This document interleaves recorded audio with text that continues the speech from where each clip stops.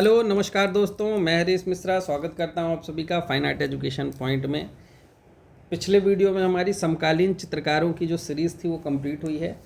अब उसी को आगे बढ़ाते हुए हम पहाड़ी शैली की सीरीज़ लेके आए हैं, जिसमें हम कम समय में पहाड़ी शैली से संबंधित जो प्रश्न अभी तक एग्ज़ाम में बने हैं या एग्ज़ाम के लिए इम्पॉर्टेंट हो सकते हैं, उन प्रश्नों को हम इस सीरीज़ में कवर करेंगे। तो कोशिश रहेगी कि बहुत ही कम समय में ज़्यादा प्रश्नों को कवर किया जाए, क्योंकि हम यहाँ पर रिवीजन कर रहे हैं। अब समय हमारे पास नई चीज़ें पढ़ने का नहीं है, अब सिर्फ जो हम पढ़े हैं उसका रिवीजन करने का समय है। तो शुरू करते हैं। पहला प्रश्न है, चंबा किस कार्यों के लिए जाना जाता है?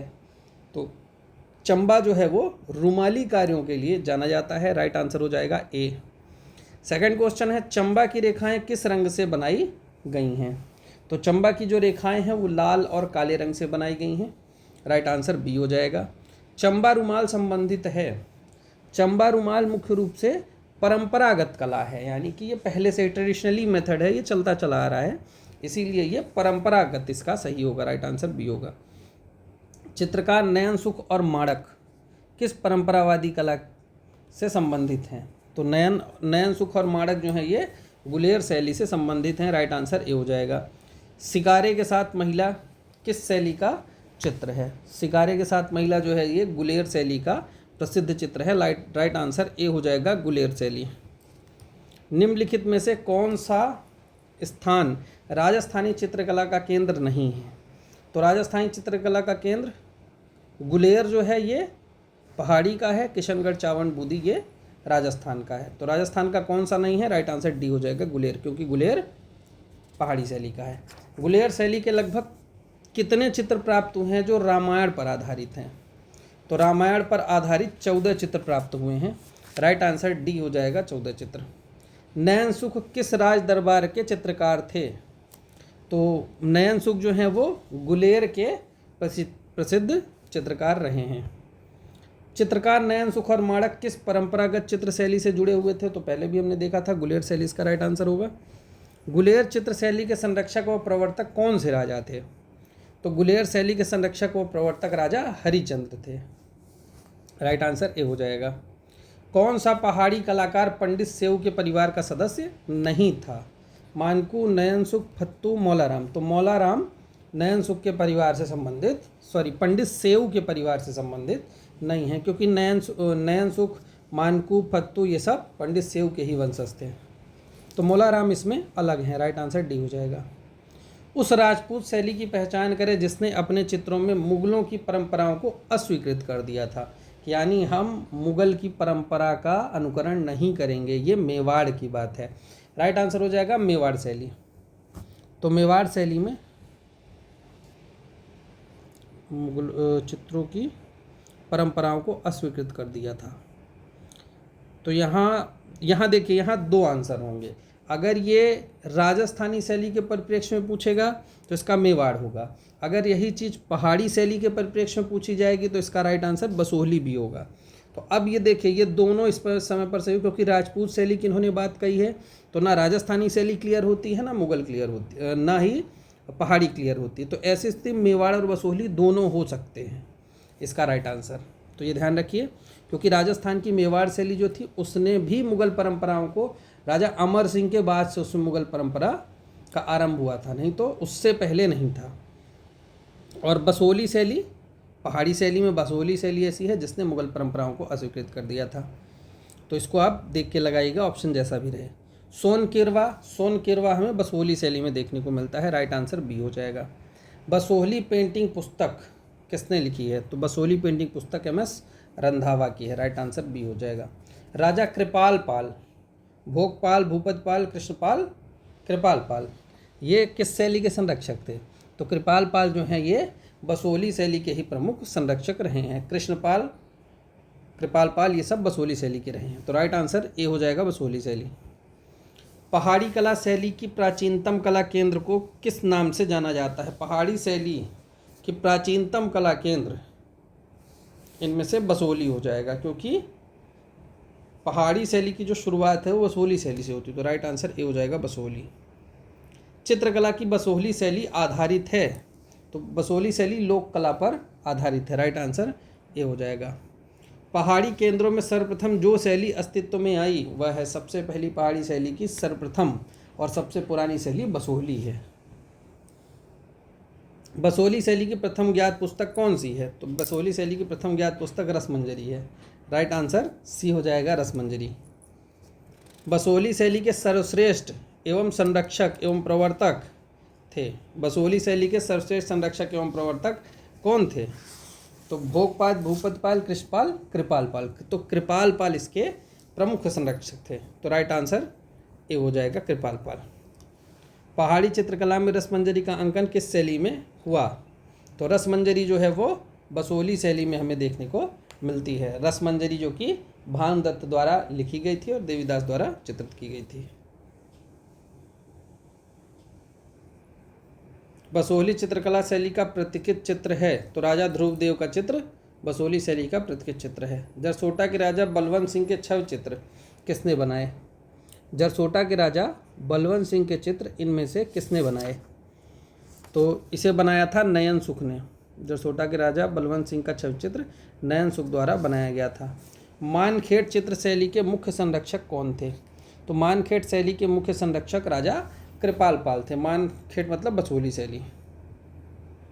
किस चित्रण शैली में ऊखल बंधन चित्रित हुआ है?